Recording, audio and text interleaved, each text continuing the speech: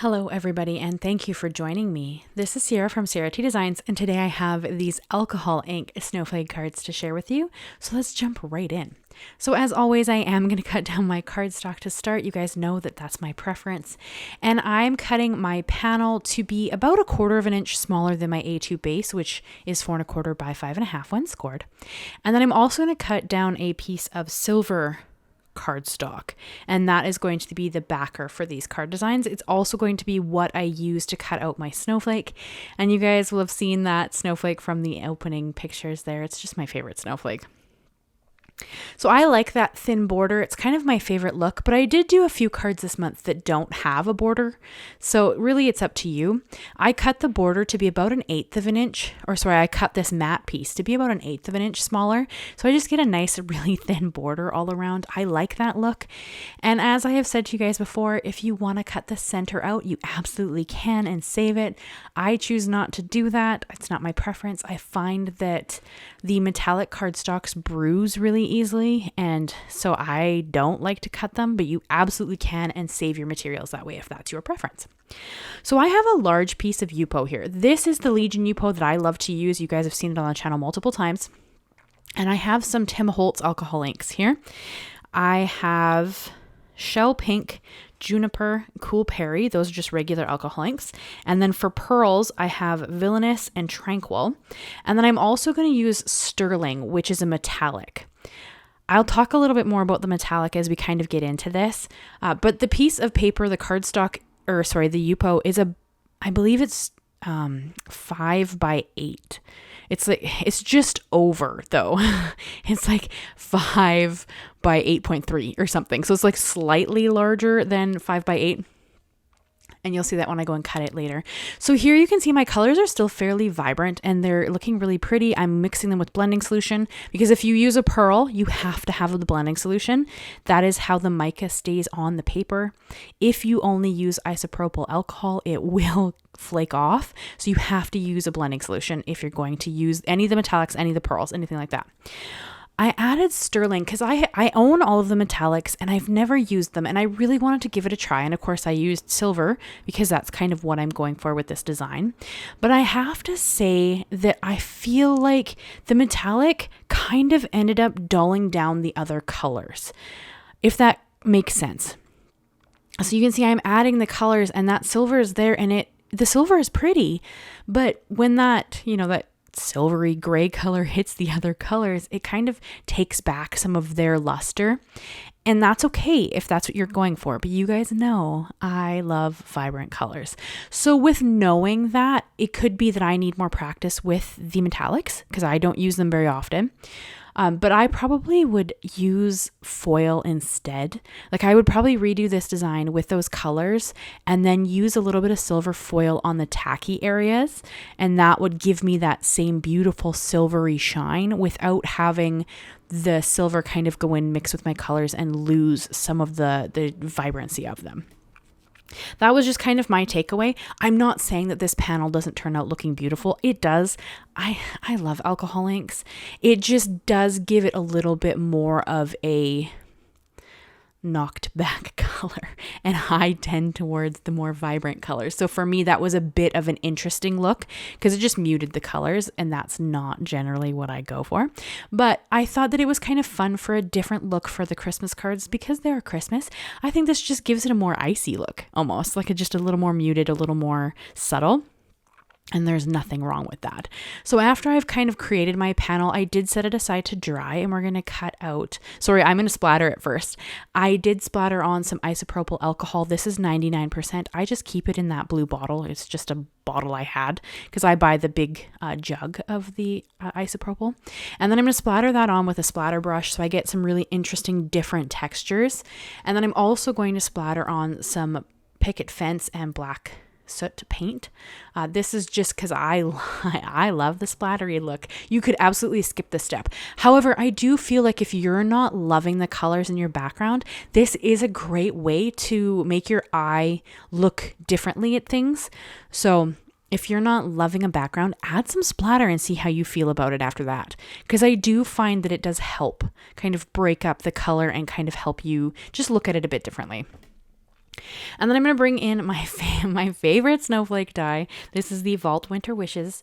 And I'm going to cut that out of like the same silver cardstock as I said in the beginning. I've just cut them down to be, I believe it's 3 1/4 by 3 1/4, because then I can easily run them through my die cutting machine. And I am using my detailed plate here, my chrome detail this is part of my sandwich for die cutting. I like it, especially for stuff like snowflakes, because they're so delicate, and it's just a really easy way to make sure that it's going to come out of the cardstock properly, and you're not, ripping or having issues with the centerpieces actually popping out, because I find that to be probably one of the most frustrating things in my opinion. I make a lot of cards, you guys know, if you've been with my channel for any length of time. And so when you die cut something, I don't want to get to this stage and have none of the bits in the middle want to pop out easily. So I have found that there are certain dies that I just automatically use my chrome base plate for, and snowflakes have become one of them. It's just a way to guarantee that I'm not worried about the pieces not falling out and then fighting with them, because I find that frustrating personally. Now this is a pretty straightforward card design. I think that really most of your interest comes from that alcohol ink panel, but you could do that alcohol ink panel with sprays if you had those instead. You could use watercolors. There's so many ways you could create a really interesting texture on a large sheet and then use that as your background if that's something you don't like, if you don't have any alcohol inks. And then this, because it's just over 8 in length, 8 inches, I'm going to cut them down to be about, I think I went just over the 2-inch mark, because it's like 8.3. So I was watching this to just make sure. So I cut them just over the 2-inch mark, and I thought the paint was completely dry. And then you're going to see, I'm going to get to the second last one, and that bigger black dot on it was not quite dry, so it's going to actually smush and it's going to transfer to the plastic guard on my trimmer. And I just wasn't paying attention because the alcohol inks are a little bit sticky, so I didn't notice, and it transferred right there to that. But I'm going to cover that with the snowflake, so you're not even really going to notice it. But I wanted to mention that so you guys are aware. Make sure your stuff's dry, and then you won't even have that issue. So these are a little bit longer than my base because, like I said, I did cut my panel. Sorry, it's my panel, not my base. I did cut my panel down just a bit, so it's a 1/4 inch smaller. So they are a little bit longer than that, and that's perfectly okay. That gives me the chance to cut off those edges. And if there's anything I don't like on the edge, I can have it hang off and I can just stick the panel, off to the side and then trim that off. So I don't mind doing that. You could, of course, cut it to the exact length and then you wouldn't be wasting any of the Yupo. But I kind of like to start with that bigger sheet and then kind of work with all my colors. That's just my preference. Because you could cut these into the strips beforehand and then do the alcohol inks on them separately. And then you wouldn't have quite as many colors blending together. And I'm sorry I'm going off the frame a little bit there. I'm just trying to line up the bottom of my panel with the alcohol ink piece so that when I go and trim them, I don't have any white at the bottom. So that's just kind of, it's really close to my face. So I went off the camera a little bit there. So sorry about that, guys. And then really we just have a couple of steps left and these cards are almost finished. So I kind of have been doing, simpler designs for the Christmas cards just because I know so many people will leave me comments and they're like, I made 200 Christmas cards. And I'm always a little baffled by that because you guys see how many make, because I don't make ones outside of the videos because I already have so many, but I don't make multiples of the same card. I make a couple and then I make multiples for the videos so you guys have different ideas. So I'm always baffled when someone's like, I made 200 of the same card. I'm like, good for you. But didn't you get a little bit bored of the same design? But regardless, I like to create a couple of really quick and simple card designs so that you guys can easily mass produce them if that's what you are doing for your Christmas cards. Good for you to have 200 people to send a Christmas card to. That's crazy. That's a lot of cards.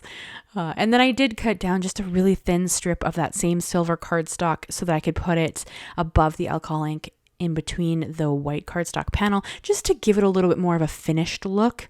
You could skip that step, but I just thought it kind of added a nice finished edge to that alcohol inked piece. And like I said, you could easily, trade this up for watercolors or sprays, or I do have a spray card coming.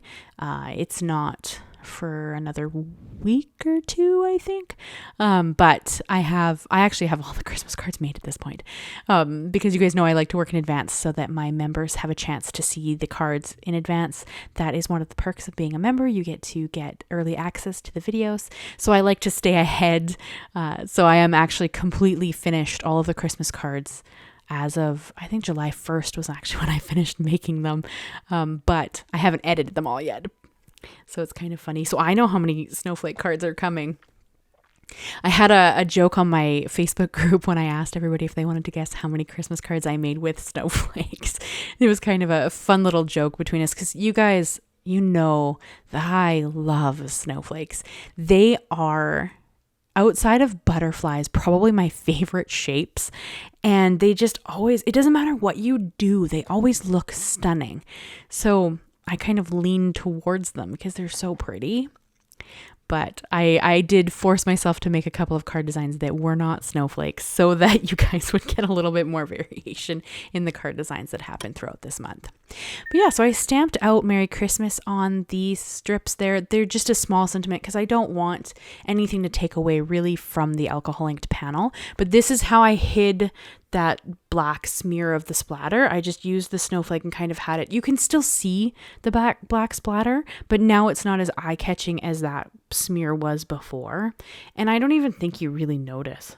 Like when I hold them up at the end and show them to you, I don't even think that it's terribly obvious that there was a bit of a smear incidents there. So I'm pretty happy with how these turned out. My only thing was that I do wish that the colors were a bit more vibrant, but that's just my preference. There's nothing wrong with muted colors. In a lot of instances, muted colors look stunning on their own as well.